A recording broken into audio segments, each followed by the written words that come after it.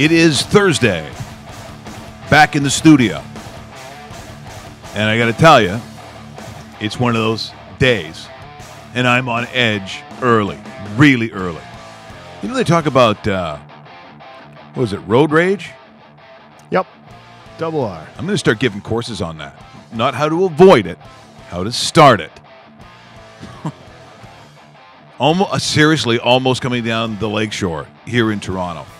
The window came down, and I thought, here, like I could see myself going. Oblivious to any rules of the road, or just, I think, societal manners. And I could see the Irish, the McGregor coming out in me.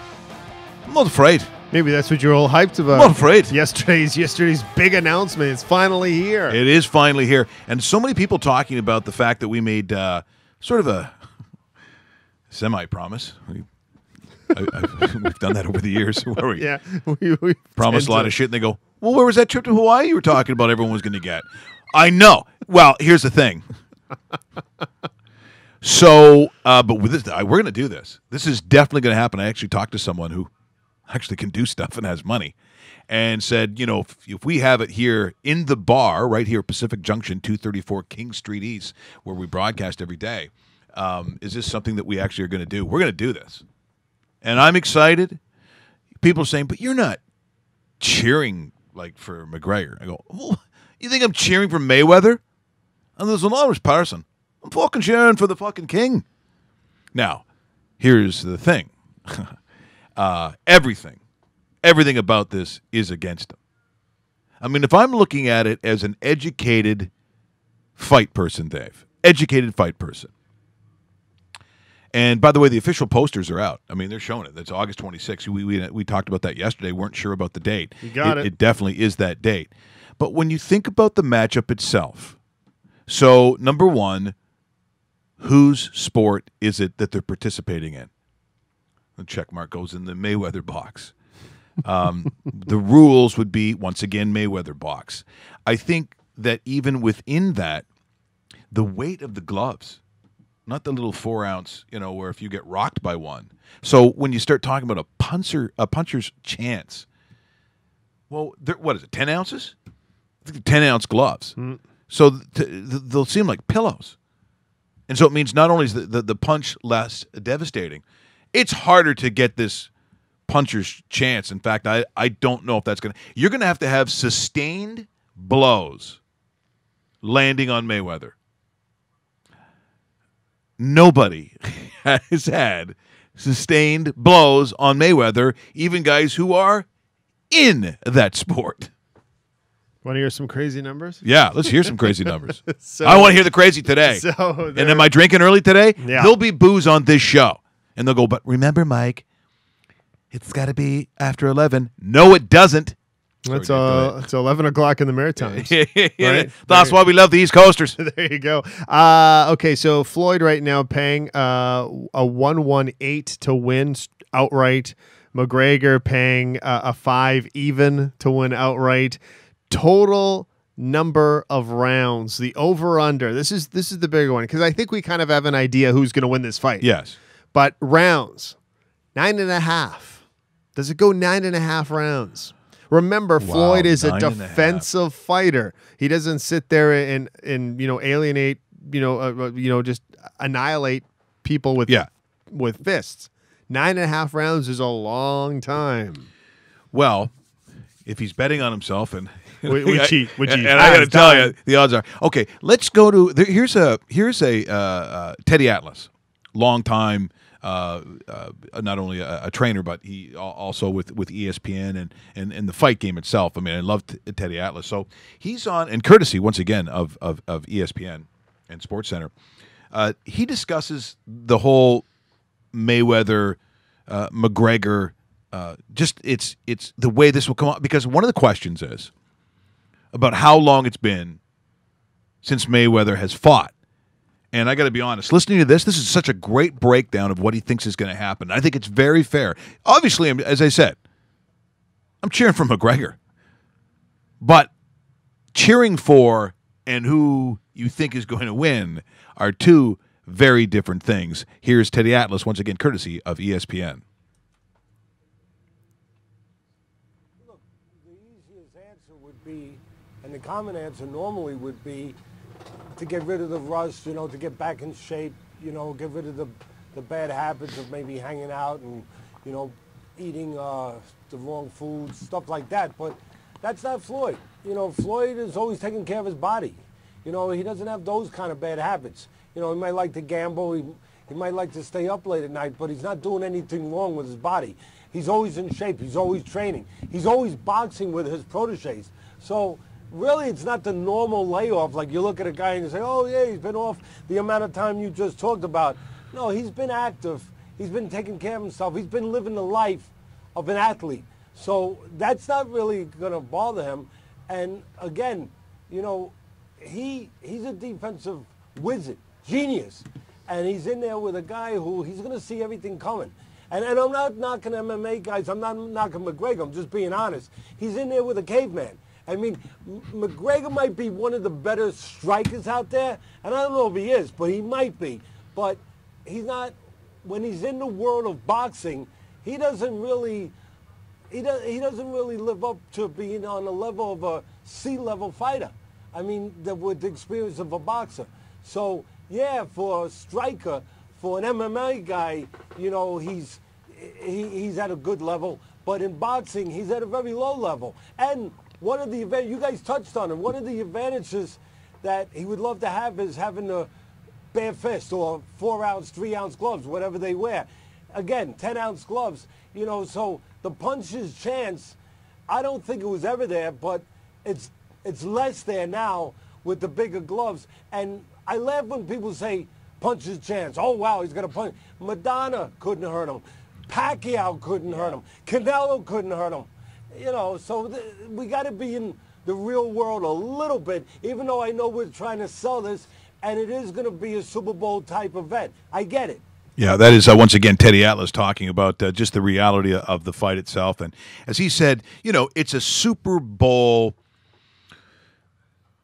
activity. It's an event. It's a circus, Dave, and people saying, well, I can't buy into it again. I don't believe, by the way, if you're a sports fan, even a smaller one, that you're not curious as to how this thing would turn out. And again, it's not like I'm sitting here saying that I believe that Conor McGregor even has a puncher's chance. I mean, is there a possibility? Well, it's what I watch. Mm-hmm. It's what I'm going to watch, Dave. And, of course, with the kinds of money they're talking about, I mean, it's a spectacle. But how do you not watch a spectacle? I can't wait for the fight.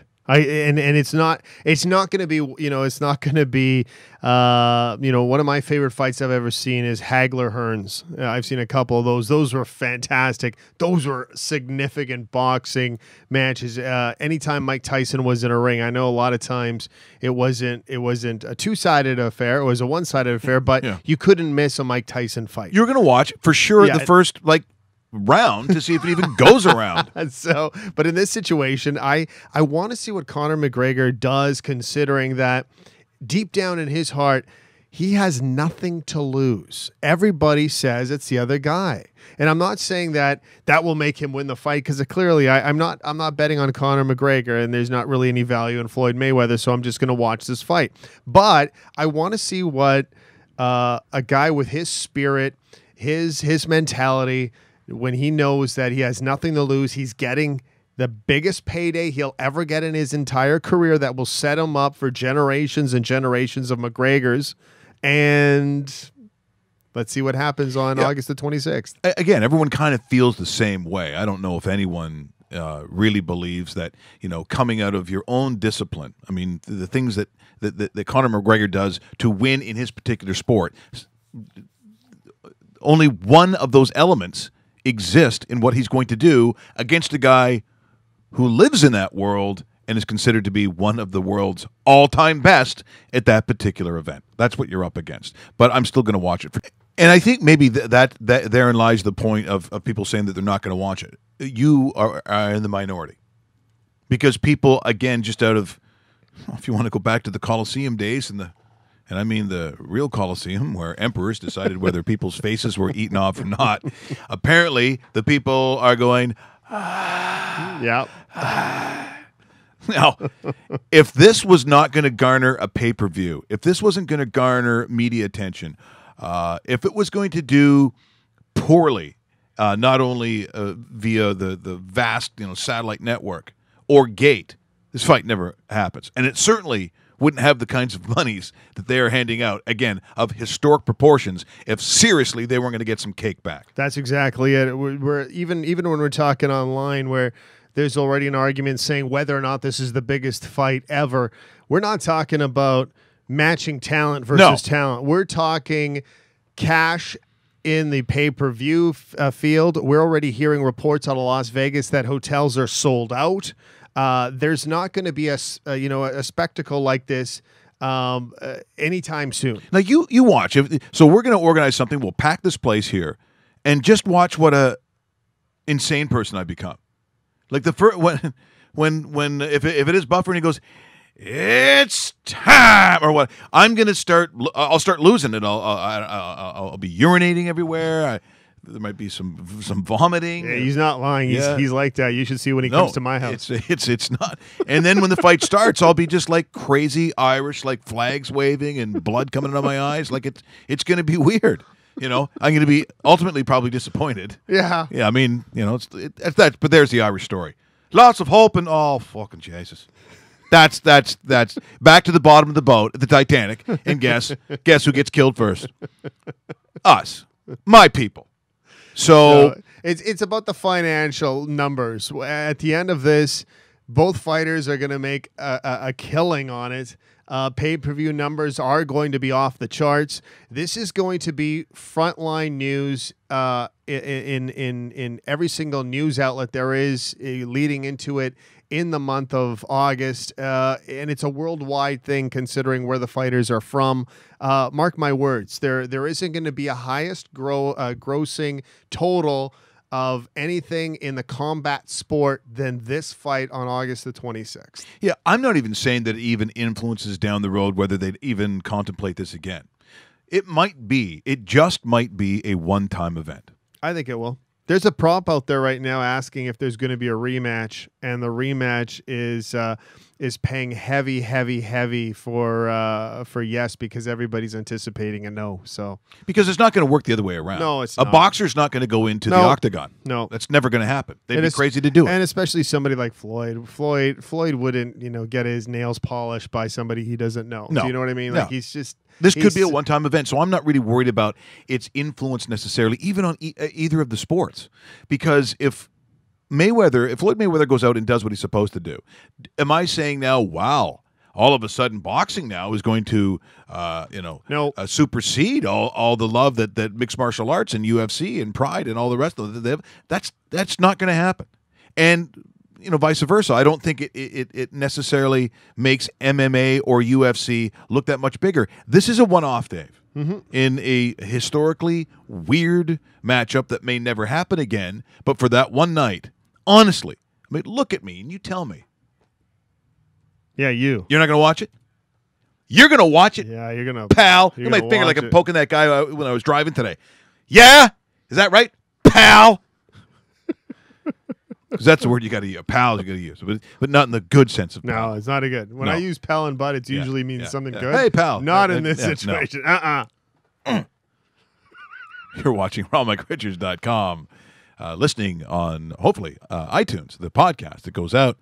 And we are actually very thrilled to have our friend Mark Zecchino talk to us about the U.S. Open, which seems like everyone's either crying because of the actual cut of the fescue, whether it's too big or some that like a Rory McIlroy should be cut down. The weather looks like it's going to be just shitty. It looks like it's going to rain the whole time. And I got to be honest, that kind of golf is not the kind of golf I'm going to watch. I'm intrigued when it pushes guys like the U.S. Open off, does on a consistent basis because that's its reputation.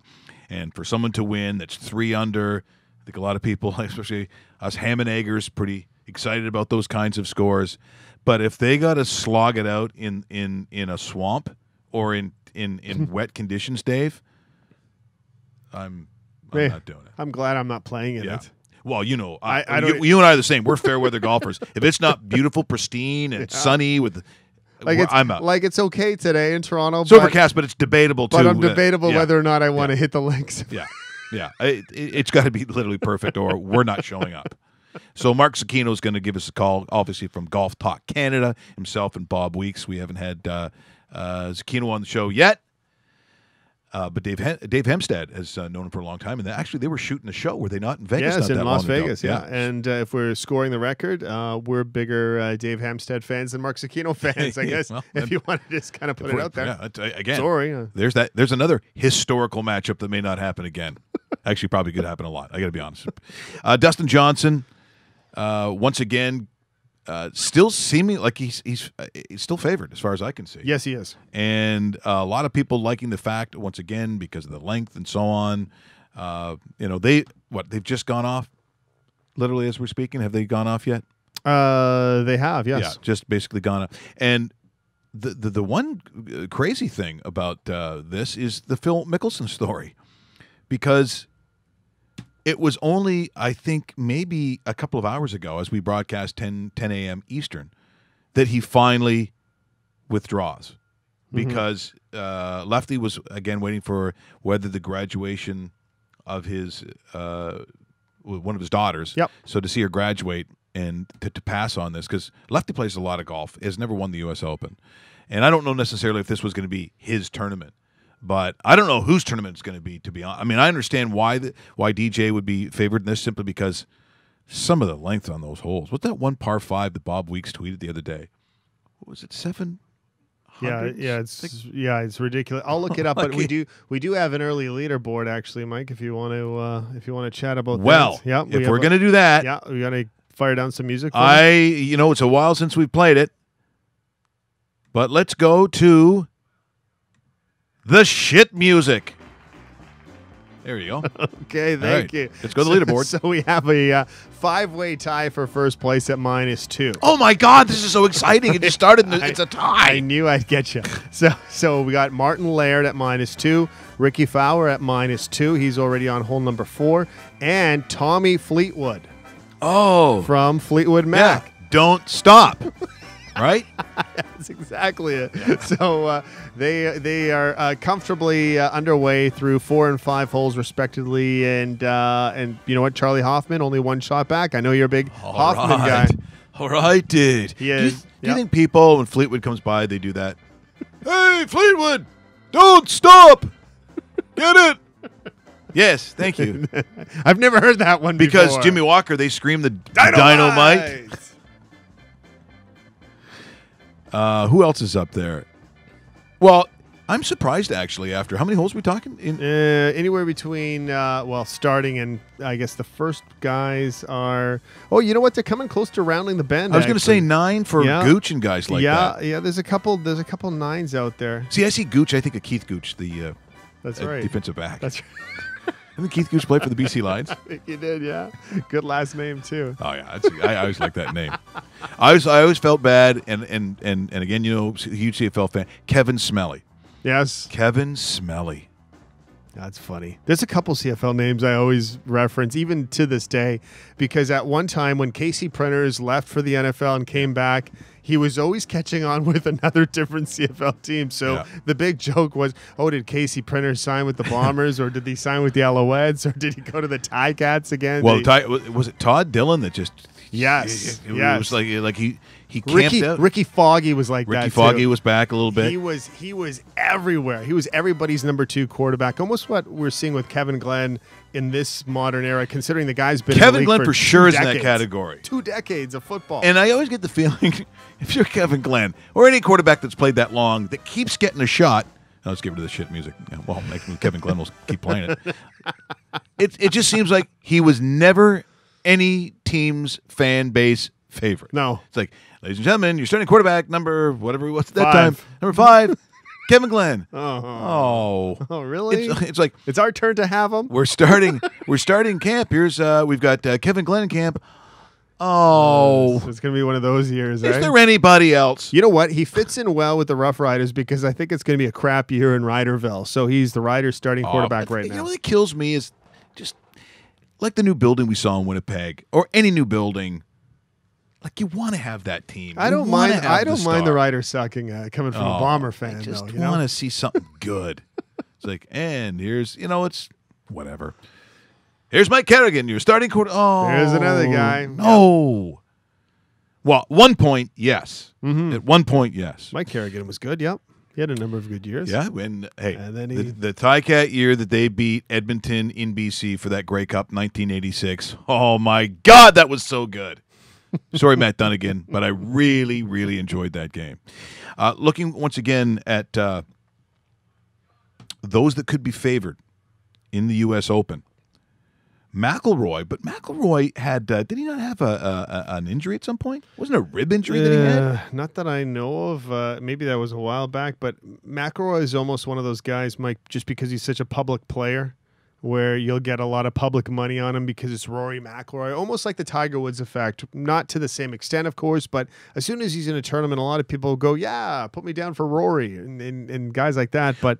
I don't know. I think Rory's hard-pressed to finish top 5 on this course. I'm going to come up with some more music because I have a question here. As you're watching the U.S. Open or any other of the majors in golf, yes, is there one that you watch more than the other, and what are you drinking? Here comes the music. Okay. Yeah, that doesn't fit at all. No. What I just played now is not fitting at all. But if you're sitting there, I would say in North America, the number one tournament you probably spend the most time watching, and I'm saying everyone, even the casual guy, not the hardcore guy, because they watch everything. I would lead with Masters. I think Masters is probably number one. Yep. Russell, if you're watching the Masters, roast beef. If you're watching the Masters, he's having a roast beef sandwich, of course. What do you? And it's around Easter too, so sometimes it gets weird. Yes, it does. And in my case, 2 Easters. Yeah, 2 Easters. So double hatred for you. What are you drinking, Russell? Or are you drinking watching the Masters? It's not even on. No, it's not even on. Is it? Let's try it now. Let's try it now. Okay, far away. There we go. Yeah. How come yours is by the way, yours is the cleanest and best sounding microphone? That's like I can hear better than anything. Yeah, let's trade, Russell. I don't know. Masters probably around Easter time, especially if I'm with family around there. I'm probably just having a Budweiser, watching it. Why just does it a sound beer. funny when he says that? Like that, there should be nothing funny that you said Budweiser, but it's just, I think I'd probably have a Budweiser. Jerks. That and a crack pipe. Wow, that's crazy Easter. Okay, that is enjoy the Masters. It's a little bit different. Yeah, it's not.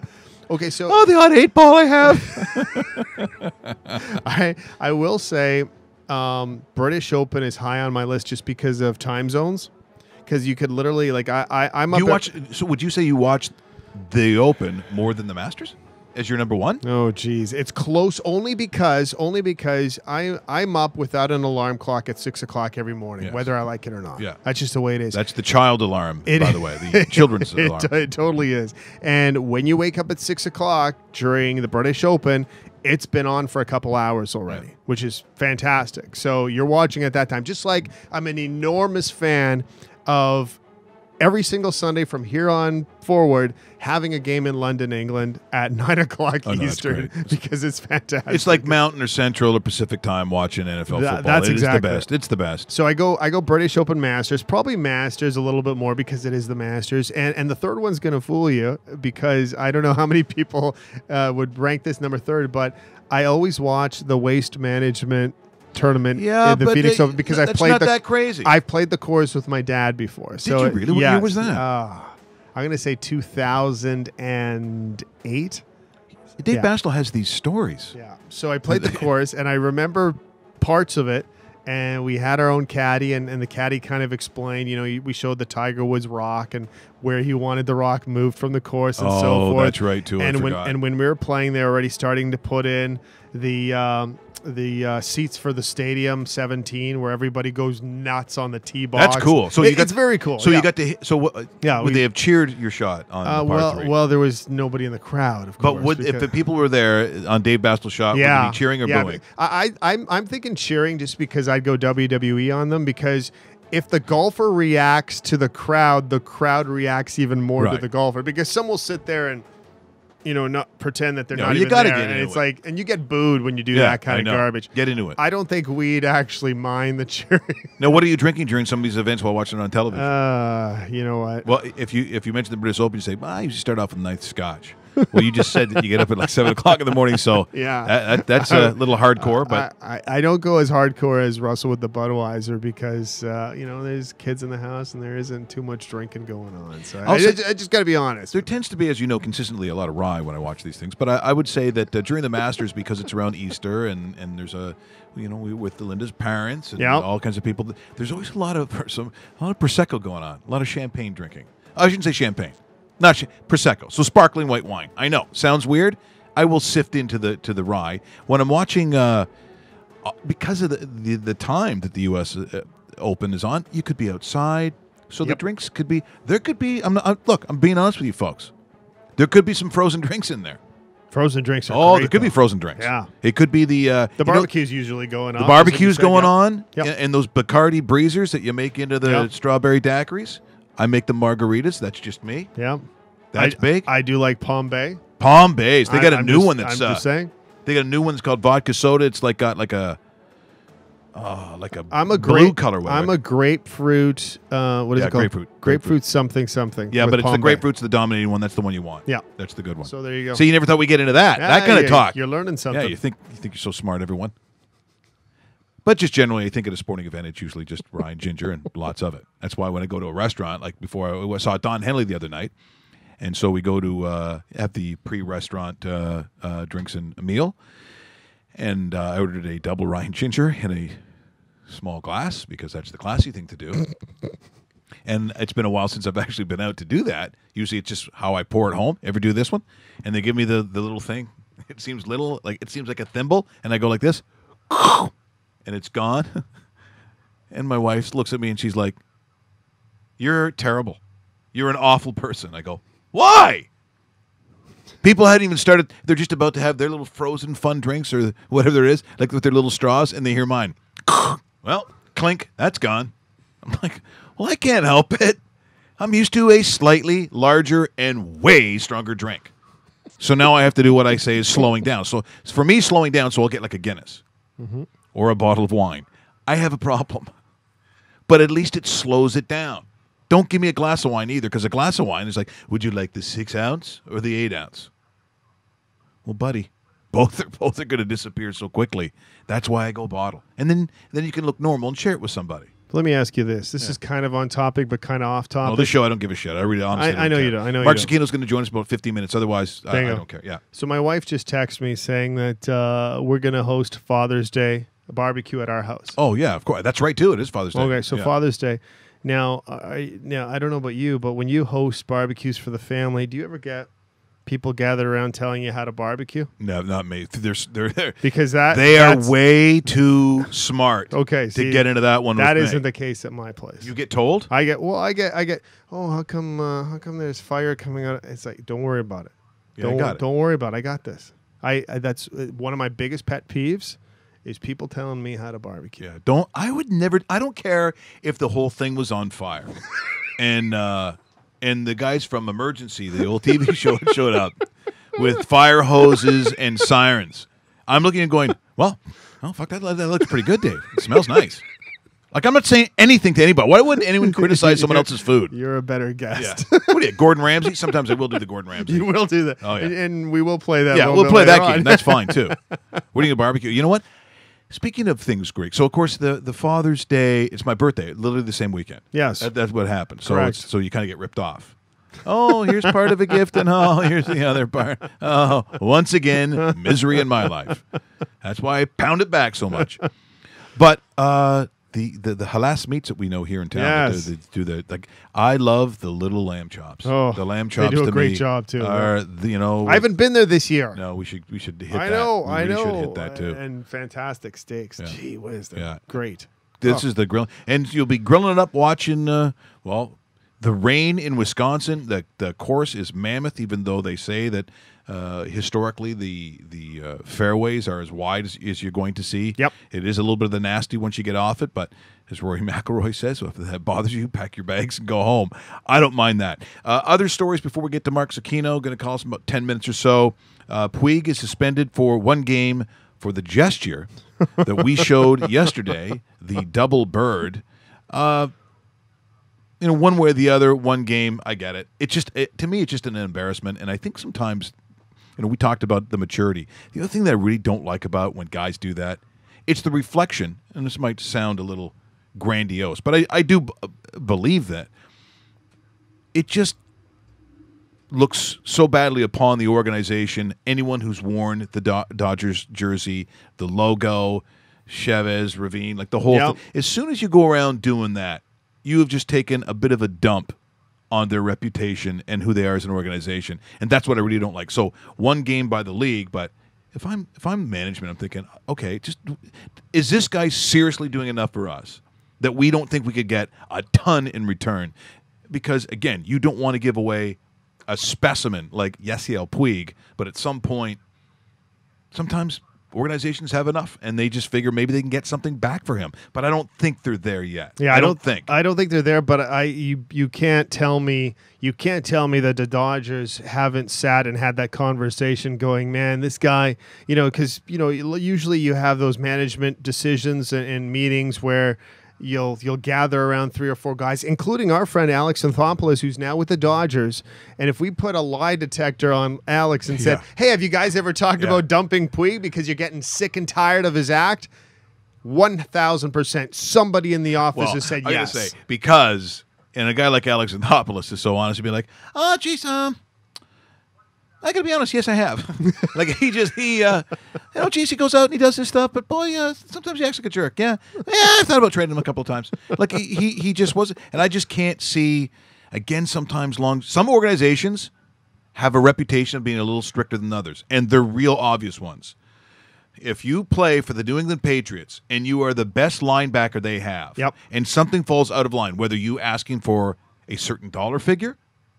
There are certain things, conduct not becoming what the Patriots expect to see, you're gone.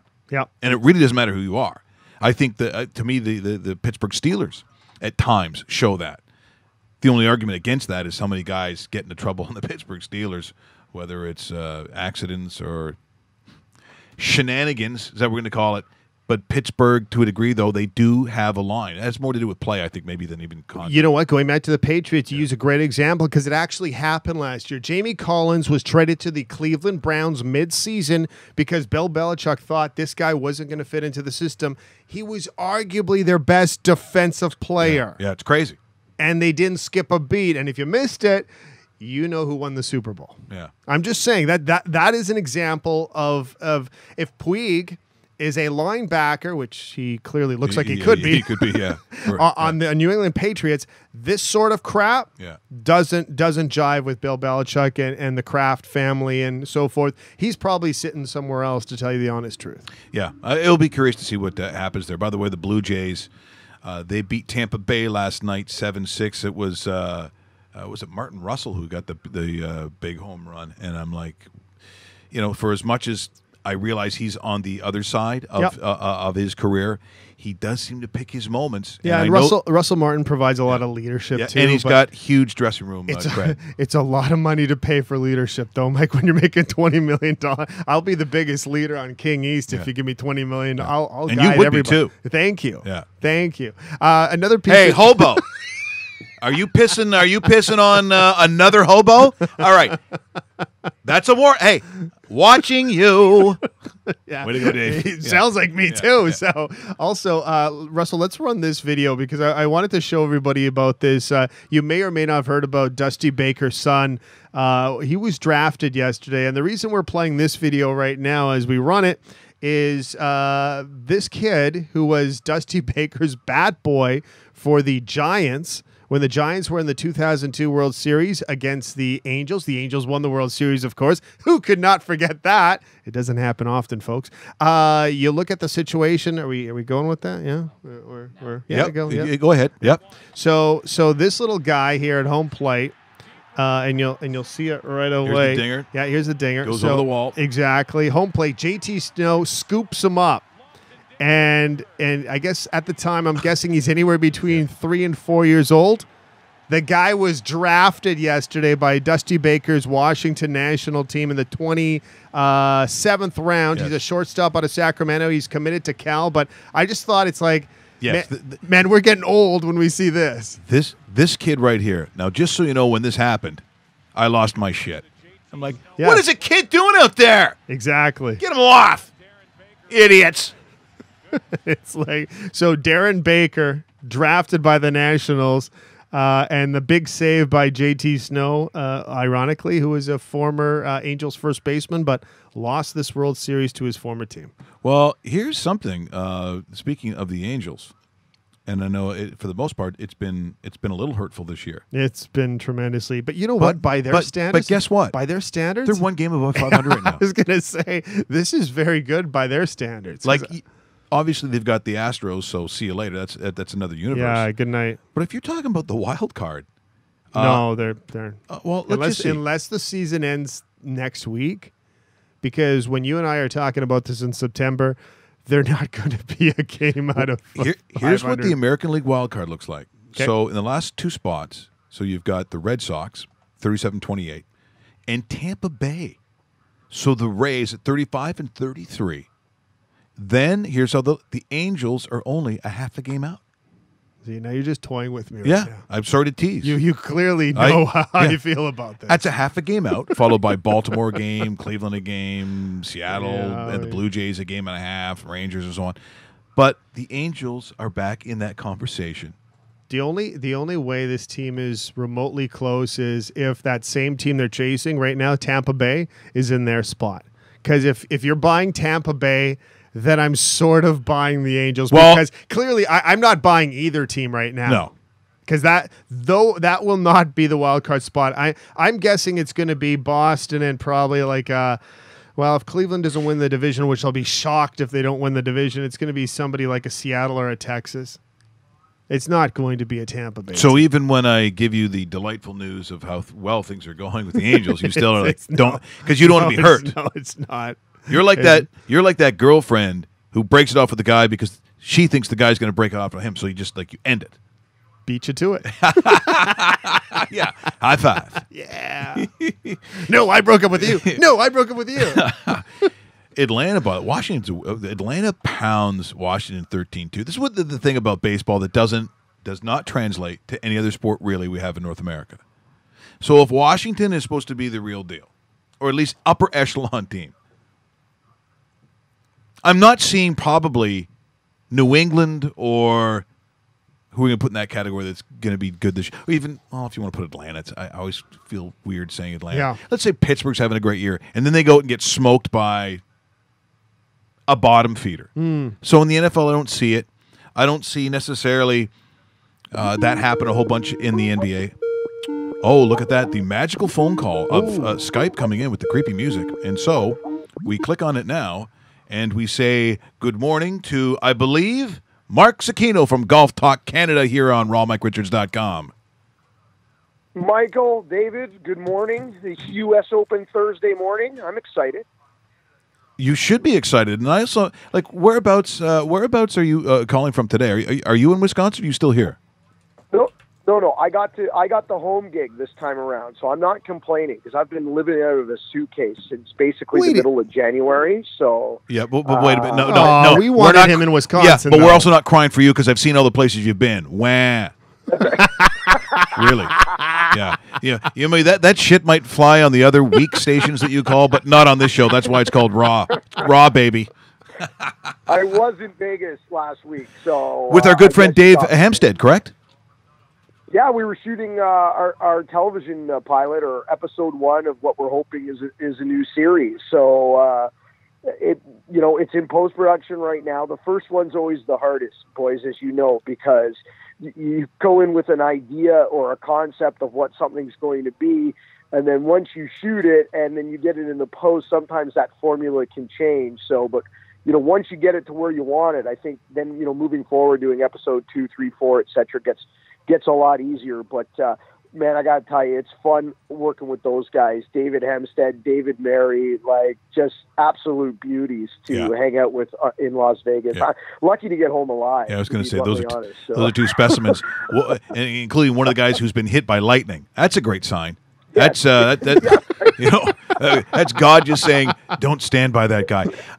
Look, Exactly. Wisconsin looks like the weather. We'll start with the weather. Just how detrimental to the tournament is it going to be? Because unlike horse racing, I don't know, are there mudders in golf where we go, yeah, they're in inclement weather, they tend to play really well, but it looks like it could be a real challenge this week.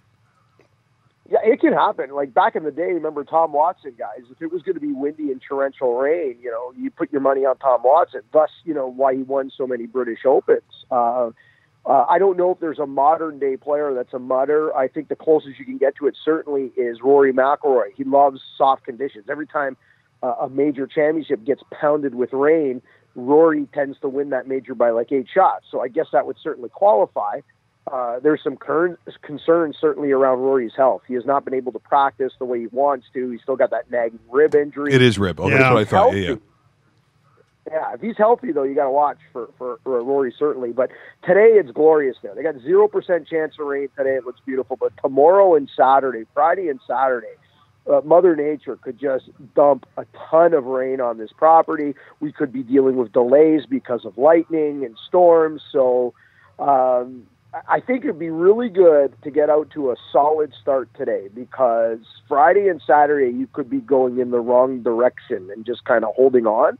So if you can shoot, somewhere around 3 to 5 under par today, which I think is out there. I think it's out there on the golf course today, somewhere between 3 to 5 under.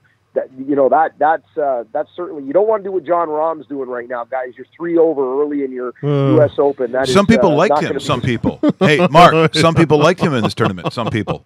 I loved him in this tournament. My picks, guys, coming into this. Jordan Spieth and Jason Day were my 2 boys coming in. But if you were looking at a European, I thought John Rahm would be certainly right up there. I bet John Rahm, Z, about 3-4 weeks ago at 25-1, and what he's doing on the first part of this course is just atrociously bad. I'm not even sure if he's going to make the cut on Saturday.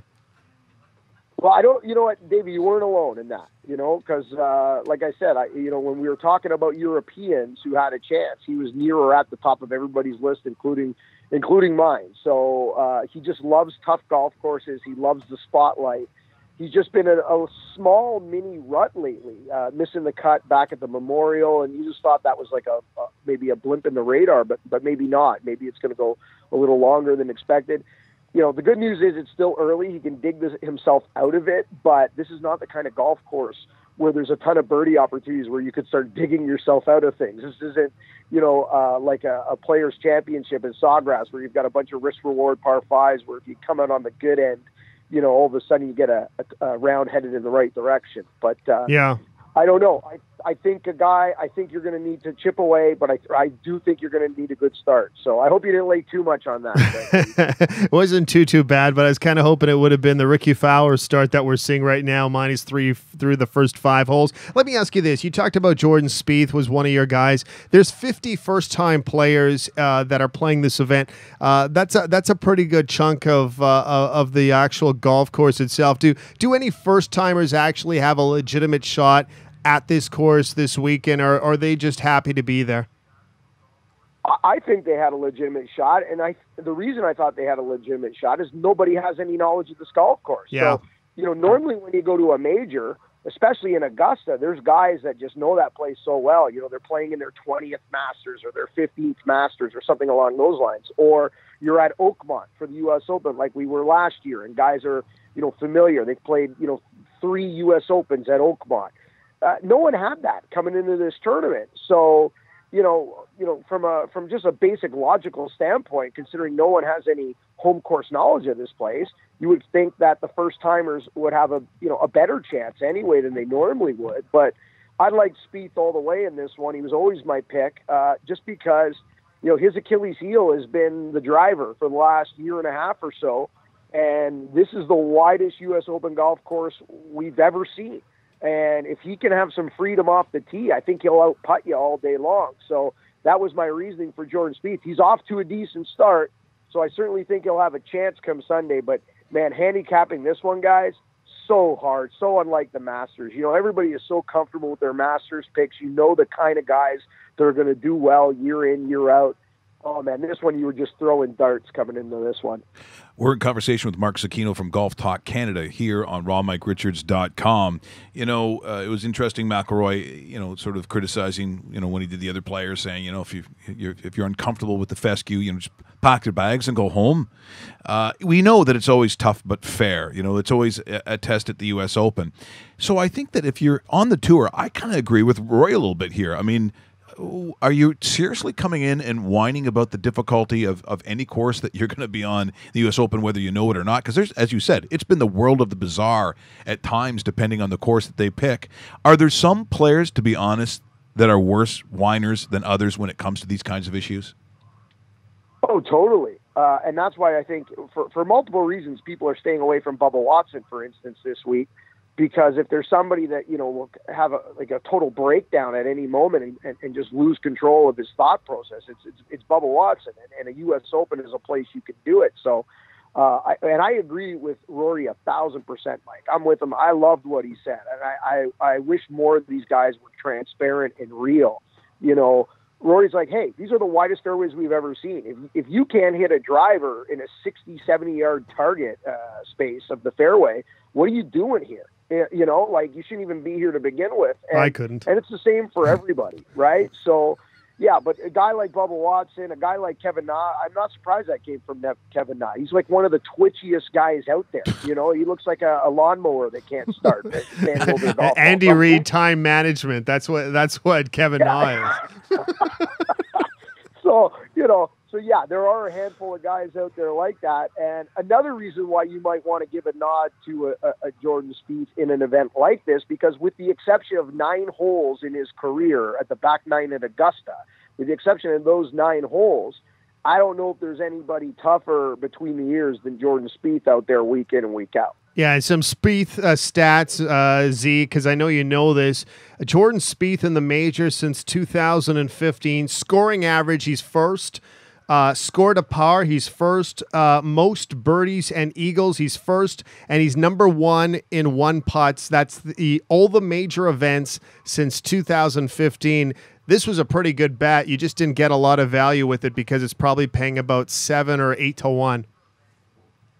Yeah, and again, that's always going to be the problem with Jordan Spieth, probably for the majority of his career. You know, if you're looking for value with him, you're not going to get it if you're looking to lay some action. But, you know, I think he was like the second or third favorite, obviously DJ, the hands-down favorite in most betting books. But the problem with DJ, you know, how hard it is to go back-to-back at a U.S. Open. The last time it happened was Curtis Strange in 88 and 89. He's just had his second child. He's got a bunch of stuff going on in his life. It's just hard to make golf a priority this week, you know, mentally and emotionally for DJ. So, but I think there was some value out there.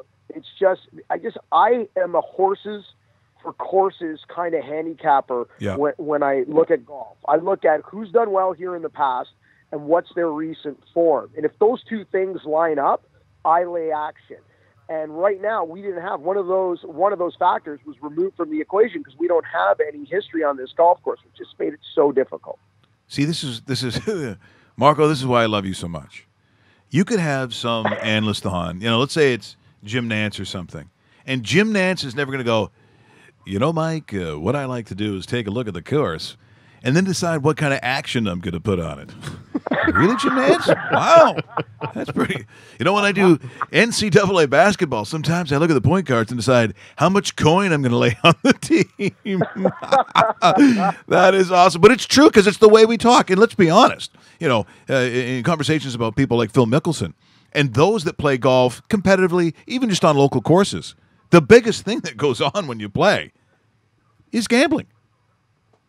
Oh, totally. And why is the NFL the number 1 sport in North America? Yeah. You know, it's not because we like to see, you know, a bunch of 300-pound guys win the offensive-defensive line battle. No, we're all laying action on it, right? And you know, I got to be honest with you guys. When we started Golf Talk Canada radio back at the end of 2011, I think it was, or it's like 6-7 years ago, whatever. The whole reason I even got started in it was because I was sick and tired of golf coverage being so different than any other sport. I'm like, no one covers golf the way people care or talk about golf. When That's we're right. sitting around the 19th hole having a beer afterwards. We're dealing with our bets. We're yelling at guys that, pissed us off. Like I'm the only guy I think out there totally pissed off at Phil Mickelson right now. And saying, why aren't you there playing? This is a high school graduation. I told my stepson, Marty, I said, buddy, if you were the valedictorian of your high school graduation class, congratulations. If I was playing the U.S. Open, I wouldn't be there. Like, give me a break. Like, go play the U.S. Open, Phil. So, no, I want to talk about it honestly and talk about it the way people are passionate about it and care about it and the way we kind of deal with it in our own lives day in and day out. Like, we have enough soliloquies and poetry in the world of golf. We don't need any more of that crap. So, well, if we're talking, very good. Come Z. on, people.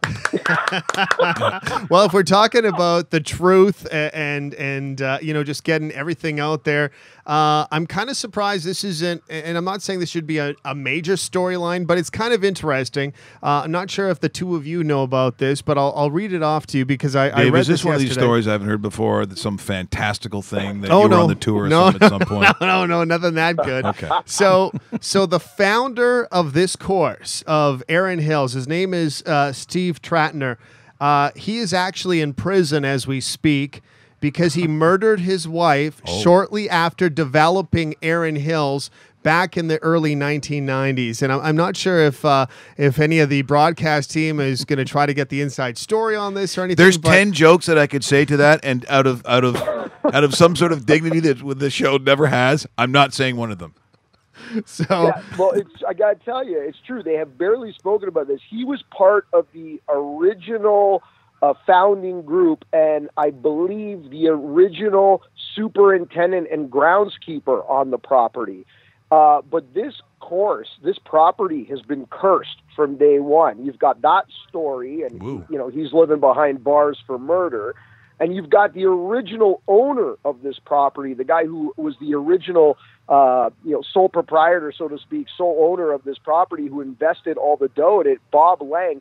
He almost went bankrupt trying to get this course finished, spent his kids' inheritance, ended up selling this property for $10 million after he poured $26 million of his own money into it. So I think this property is a bit cursed.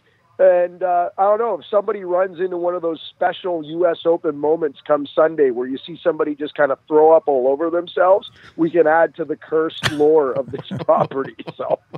So Z, what's the final score? Mike and I were talking about this yesterday. At the end of Sunday's round, Ricky Fowler right now through, I think, 7 is 3 down already. Yeah, that's crazy. What's the final number, Z, at the end? Who wins it? Not who wins it, but what's that winning total number?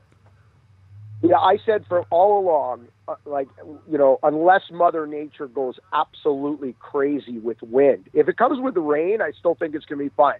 But if it comes, with the exception of crazy, crazy winds, which I really don't think we're going to see, I always said that 5 or 6 under par was going to win this U.S. Open, very similar to what we saw at Chambers Bay. Everybody bitched, everybody complained, everybody whined, but at the end of the day, it's one of the lower U.S. Open score totals we've seen in quite some time. We see even par win, 1 over par win quite often. And then at Chambers Bay, they went a lot deeper than that. I think we're going to see the same thing here. I think it's going to be a great challenge. I think these guys are going to have some issues, but I think with these kind of wide landing areas, I still see 5, 6 under par winning, unless someone turns on the fans, and I just don't think it's going to blow enough for that to happen. I think the rain's even going to help some of the bombers out there. It's going to make these greens even softer. I'll take 5, 6 under. When are we going to the Hunt Club? Because I have to pass it every day. Every day I pass the Hunt Club, and I think, where are the invites? I know a couple of members. Apparently you're one of them. Dave and I are just wondering. We haven't. Let's go. Yeah. Let's do it. Just, I'm not talking. I'm on the ground. I'm not tucking in anything. I'm ripping farts. I'm doing Blue Angels. I'm bringing tequila in a flask with a T-shirt that's got breasts on it. Oh yeah, just so you know, this is the look I'm going for. Well, I'm sure you'll be offered a membership kit immediately. So. Hey, Marky, how many rounds have you done this year so far? Considering it's only the middle of June. You know what, guys? I gotta be honest with you. For my normal level of golf, like I'm not even close. Yeah, I was playing more in the winter, just kind of being away and being south and getting to play 3-4 days in a row than I've played on Canadian soil. It's just not been. It's not been an easy and weather. Is that not the worst May of all time? Sucked. Like there's no outdoor drinking weather. In No, May. it was terrible. I didn't drink once outside in May. See, that's I'm disgusting. one of those angry basement drinkers in May. Yeah. Well, they're angry. Angry is in your family, considering your dad, right? Hey, you say hi to Angry Mike for me, and I got to tell you, it's so great talking to you, Fratello. It's just so nice to have you on the show for the first time, and I know your schedule does get real busy, but love seeing you. And maybe at some point, if you are allowed, love to have you, love to have Weeksy. Hey, you can get Dave in here again. We'd love to have you in studio. Would love to come in there and see you boys. Would love to come in there and see you boys. And I'm a subscriber as well, not just a guest. So, but yeah, let's get in there. Once Hammer and I got to look at this, at what the show looks like in post-production, Dave and I will come in there and see you guys and maybe give a sneak peek somewhere, like once we have our teaser ready of the new show. I love it. I like that. That'd be great. Hey, Marco, you take care. Thanks so much for today. Appreciate it. Say hi to your dad for us, and we will see you real soon. All the best, boys. Thanks. That is Mark Zecchino joining us here today. Let's see. There's the creepy Skype sound. He is one of the good guys. I mean, you only punk guys that you like, which is one of the things that when it's funny we talked about baseball there a little while ago, in San Francisco during the Barry Bonds era. Yep. He had that barber's chair or whatever it was in the back. And yeah, his own little big ass chair. Yeah, exactly. And no one was allowed to sit in No, it. that'd be funny though. Hey, could you imagine if we were in that clubhouse? I'd be sitting in that every day when he's not around. You're gonna sit in that chair. Hey guys, take a picture. Yeah, I'm just saying, either it's wiener shot or it is. That's what guys do. Barry's in the back. Okay, here we go. Yeah. As he's sitting there going, make sure no one sits in my chair. Oh, no one did. Oh, by the way, how about this video? Did you touch my drum set? Because I'm pretty sure someone touched my drum set. That's what that would be. There you go. I'm going to put my dick on your barber chair, Bonds. By the way, the size of your head, what happened? Bonds goes, you may call me Dragon. Oh, that'd be tough to play with a teammate like that. Once again, thanks to Mark Zecchino joining us here today. Here is something, Mad Durham Region. Hey, Ron Mike Richards, Dave Bastel. Hope you guys can mention and retweet our upcoming event. Love the show. It is Thursday, July the 13th at Cherry Downs Golf and Country Club, the third annual golf tournament from MAD, the Durham Region. MAD, M-A-D-D, as you know, they do a lot of work. They love the show, and you can get in for $325. But if you want to check it out, just check out MAD Durham Region. We certainly know these folks, and for a long time, been long-time fans of any show that we've done. So we appreciate that. Get out there. And once again, they do a lot of great work in that region. It is Thursday, July 13th. Tee off at 8 a.m. at Cherry Downs Golf and Country Club. Yeah, a couple things too, Mike, because I know we're going to be wrapping up soon. There's a lot of talk on Twitter, a lot of trending topics about Adidas Hockey is starting to tease the new NHL jerseys because they're going to be taking over the complete jersey line for the entire league. So they're starting to throw out little mentions here and there about, they're going to look a little bit different. So they're going to tweak jerseys. It's not going to be an overhaul. You're not going to see something, the Maple Leafs aren't going to have trees with leaves on them. It's going to be the same jersey, but now made by Adidas. And also some news this morning, former Maple Leaf defenseman Francois Beauchemin was bought out by the Colorado Avalanche, which obviously they're adjusting their lineup for the Vegas expansion. And speaking of that, on Monday, I'll have my proposed Las Vegas, Vegas Golden Knights roster. And if you're interested, play along too. Go to capfriendly.com and you can kind of pick out your lineup, tweet it in, and let's see how close we get to it because it's coming up next week. I wonder if we should get someone from Cap Friendly on the show on Monday. What would you think about that? Yeah, I think that's a good idea. We could send out some, some emails, see if they're interested, because it's a really cool site.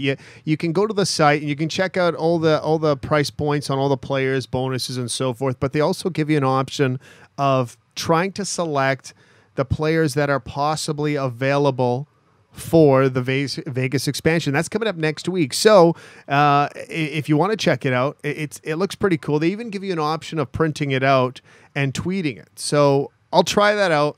I'll try to do it right this time, because yesterday... Yeah, there was a first attempt yesterday, and I think the management would be excited about the players that you acquired, just not the mathematics. No. When you're $10 million over the salary cap, considering... 10 mil. Yeah, 10 million. Let's face it, not very good players, and you're still 10 million over. There's some problems there. But see, here's the beauty of the Golden Knights. It's like, wow, we're going to be 10 million over. Okay. Don't say anything. Let's just all go to the slots. We can make it up on the slots. Roast beef, you take the blackjack table. That's exactly I'm going to do roulette. I mean, it has the potential, seriously, Las Vegas, of being the most corrupt. Yep. Both financially and ethically, morally. I mean, if I ran Las Vegas, they'd be out of business in 6 months.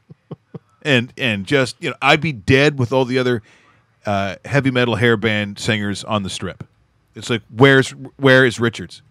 He's dead. Yeah. Yeah, he died with the lead singer from Poison. Yeah, so it's funny you say that. So yesterday, I follow the Vegas Golden Knights on Twitter. Yesterday, they came out with a press release saying that they have an official downtown casino as a sponsor, and I'm trying to. It's called the D Casino. Do you remember seeing the D Casino? It's called the D Casino Hotel Las Vegas, located in the heart of downtown Las Vegas on Fremont Street. Okay, maybe that's why. It's on Fremont. Okay, so it's in old Vegas. Experience hashtag the D. See, when I'm talking about the D, I'm making fun of somebody because I'm using it in a different way. Provides a fresh, energetic, and fun atmosphere. The D. Yeah. See? Yeah. I'm just saying. As in douchebag. As in death and disaster. So, they're on board with the new Golden Knights expansion team. They came out with that. But next week, we'll try to predict what they have for a roster ahead of what Vegas will actually draft, because I believe it's on the 24th, if I'm correct. 21st. Okay. 21st is draft day for the Golden Knights. Okay, we will definitely do that. What? You just become best friends? Yep. Speaking of stepbrothers. You want to go do karate in the garage? Yep. And It's there you can you imagine hearing that voice? Oh, McGregor, Mayweather, regardless of what's going to happen, let's not lose our minds on what, that it'd be some monumental fight, even though that would be such a huge bonus. Who knows what it would look like. But just for that moment, that's worth just hosting it. We are going to host something here. Trust me, 234 King Street East Pacific Junction Hotel. We're going to do it. Right there. I'd like to thank everyone who joined us today, and that being Mark Zecchino from Golf Talk Canada. Great to have him on. And for sure, once he gets his new show ready, he'll be in studio. And he's thinking maybe 5 or 6 under at the U.S. Open. Have yourself a great day. Remember to download the show on iTunes.